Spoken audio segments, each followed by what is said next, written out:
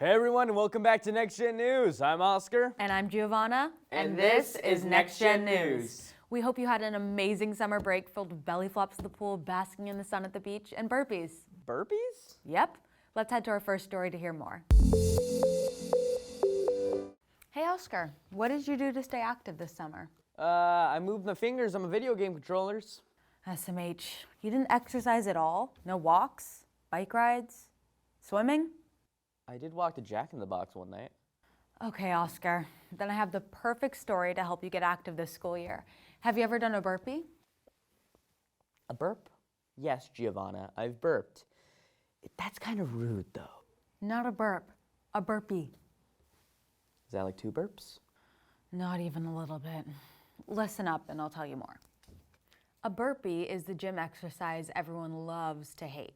You start by standing, then you jump down with your hands on the ground, hop your legs back, and do a push-up, then jump back up. Hold up.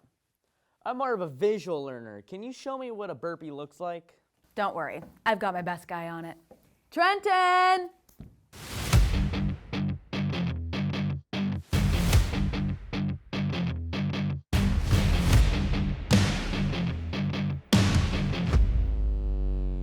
Oh, now I see. Seems hard. Yep, now imagine doing that 951 times. What?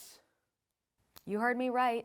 Brazilian MMA fighter Cassiano Rodriguez Laureano did not 1, not 2, but 951 burpees in 1 hour. That's an average of 15 to 16 burpees every minute for 60 minutes. Although his goal was 1,000 burpees, he still set the Guinness World Record, beating the previous record of 879. Let's take a look at this Burpee Legend.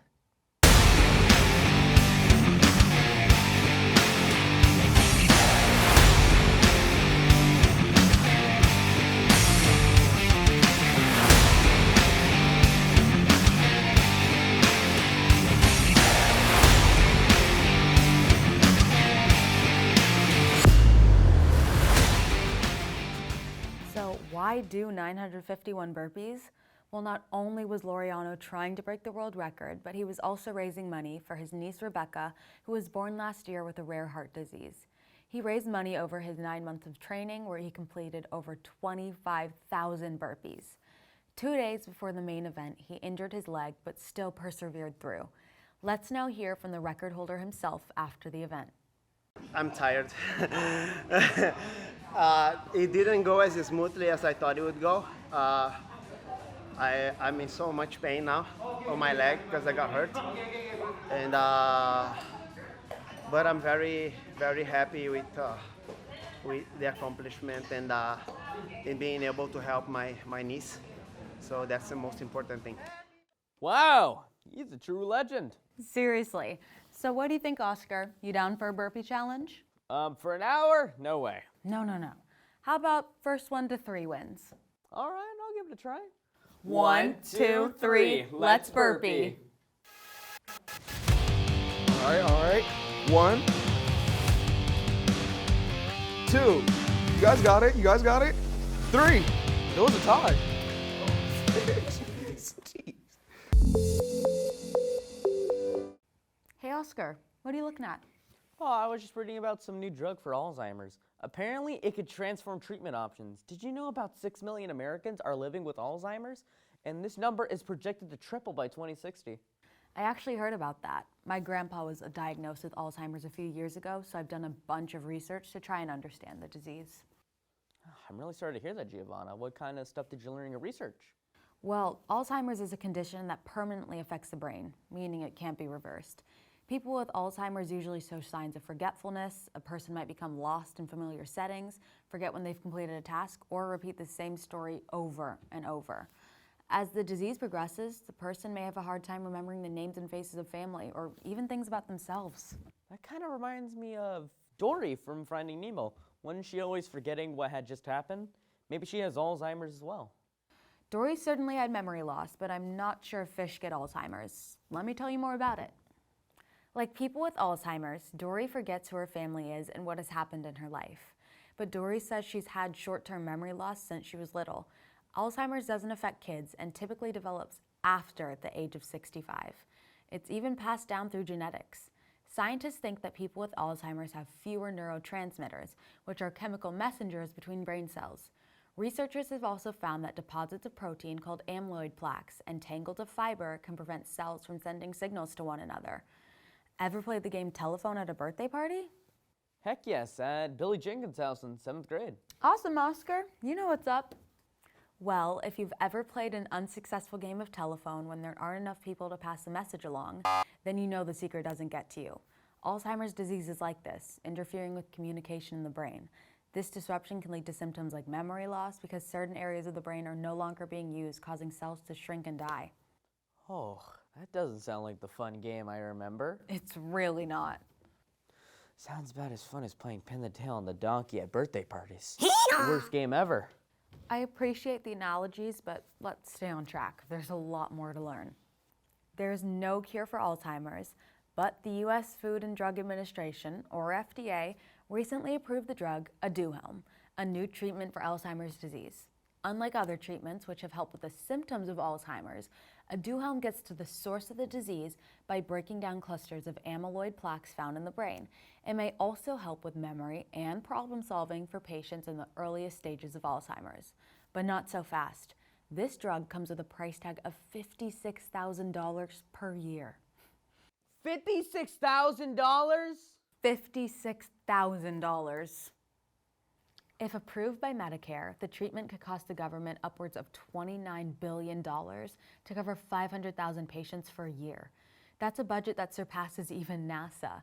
Even with Medicare, Alzheimer's patients could be spending another $11,500 on the treatment every year.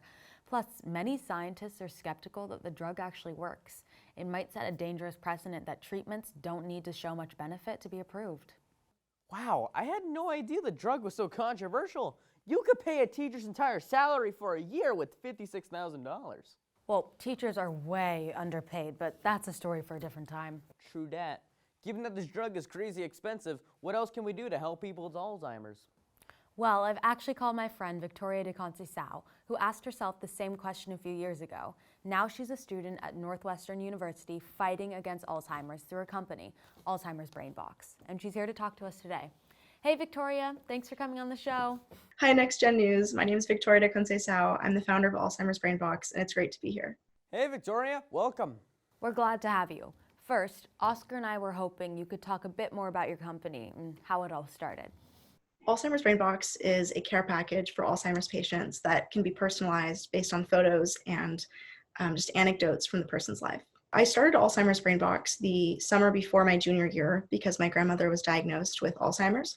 At the time, I was living alone with her, and because of that, I had to learn a lot about the disease, what the medications were, when to give them, and that journey inspired me to create a care package for people going through a similar situation as my grandma.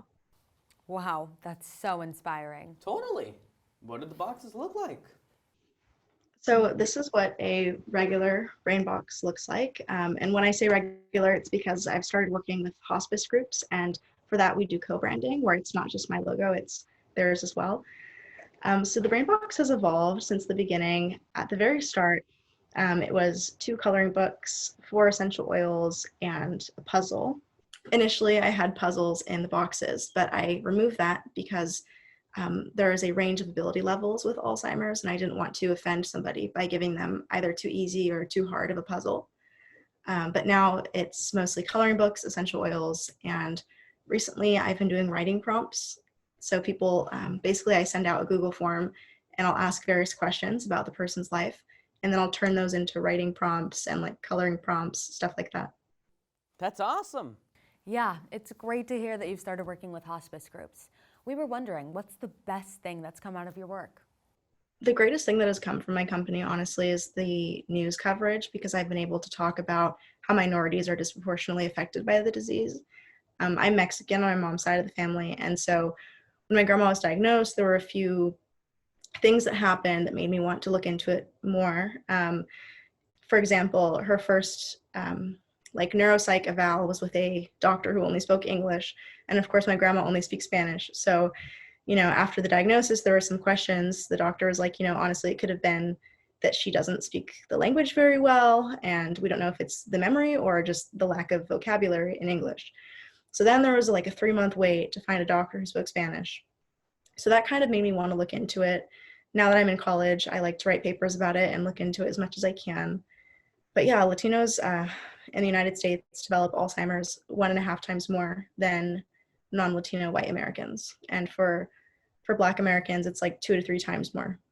Those statistics sure are startling. It's frustrating that race plays such a big role in people's diagnosis and treatment. It sure is, but we're glad you could shed some light on the issue. Thanks for coming on the show today. Yeah, thanks for coming in and best of luck with your research. So thank you for having me. It was great speaking with you. For anyone interested, my website is www.alzheimersbrainbox.com. Feel free to check it out. Aside from just my products, I also have free downloadable printable coloring pages for all ability levels. Wow, she's really making waves in the Alzheimer's community. It's great that her proceeds go towards Alzheimer's research. I can't stop thinking about a Duhelm's price tag, though. Are there any cheaper ways for people to help with symptoms? In fact, there are. Studies have shown that physical exercise, a healthy diet, and mental games are all ways to stay sharp. People can fill out crossword puzzles, do math problems, read, and learn new words. Plus, family members can spend time with Alzheimer's patients by looking at old photo albums, reading books out loud, and going on walks together. Man, I didn't realize that mental and physical fitness was so important. Maybe I really should stop scrolling. You got a book on you? No? Anyone? Anyone?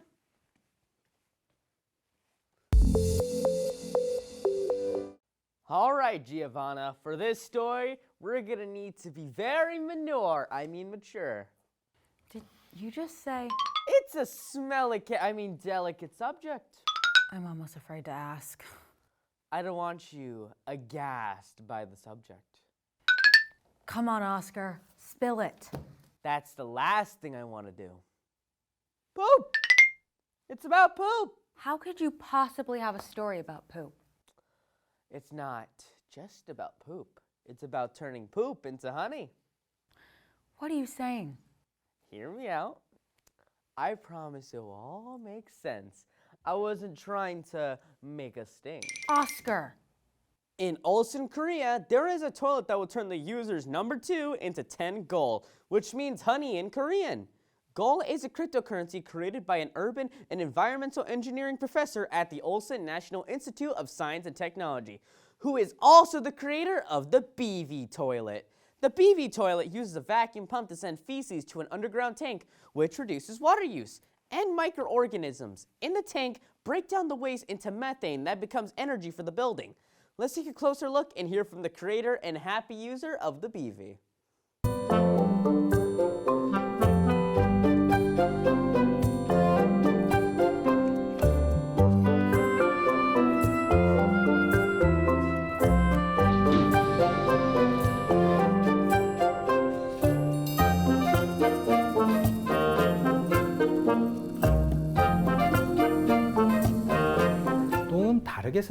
If we think outside the box and use different scientific technology, feces can make energy and manure. Circulating this precious value back into the ecological system and the economy is the idea of the BV toilet. BV 화장실과 BV 시스템의 개념입니다.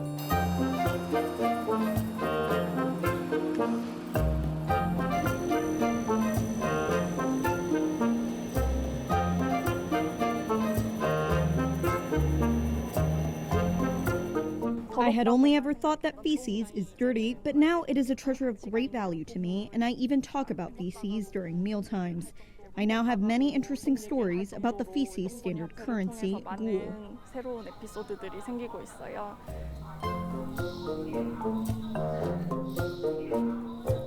The average human creates about 500 grams of poop a day, which Dr. Jay Wan says creates about 50 liters of methane gas that could power a car for almost a mile. The BV toilet is a great example of upcycling and renewable energy. Earning the cryptocurrency for simply using the toilet is a great incentive. Think about it. You're going about your morning or afternoon routine, and you could buy treats and surprises that would otherwise be flushed away with no benefit. Just the whirling sound of water. Wow, Oscar, I'm impressed. A story about poop that was actually interesting and surprisingly not gross. There's nothing gross about helping the environment and getting free money. I can't argue with that. With inventions like this, feasting the future feels a bit brighter. Hey. Giovanna, are you ready? Ready for what? For the most adorable story about lawnmowers and weed whackers you ever heard. Well, you certainly have my attention. I've never seen a landscaping machine I've called adorable. Then I'm about to change your life. A herd of 24 lucky goats took a trip to the Big Apple, not for a sightseeing trip, but for a mutually beneficial feast for the ages. You heard that right. These goats have been brought to New York City to feast on the invasive plants that have overrun Manhattan's Riverside Park. A cheering crowd of all ages formed to witness the ceremonial running of the goats, as they were released into the park to begin chowing down on the weeds that have taken over. The invasive plants like Japanese knotweed, porcelain berry, and poison ivy don't stand a chance against these natural-born lawnmowers and weed whackers that have free reign over the 2-acre park on Manhattan's Upper West Side. On top of how cute they are, I guess, not only can they eat like a lot of their body weight, but they'll actually neutralize the seed so they won't get replanted next year. And you know, they'll work longer days than any landscapers. Using goats instead of chemicals or even gas-powered landscaping equipment is excellent for the environment and a great example of balancing an ecosystem.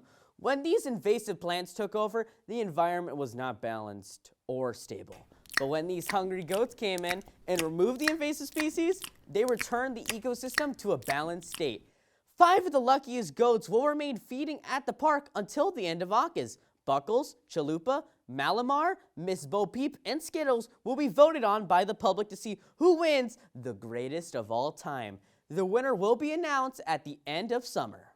Wow, you were so right, Oscar. Those are the most adorable landscapers I've ever seen.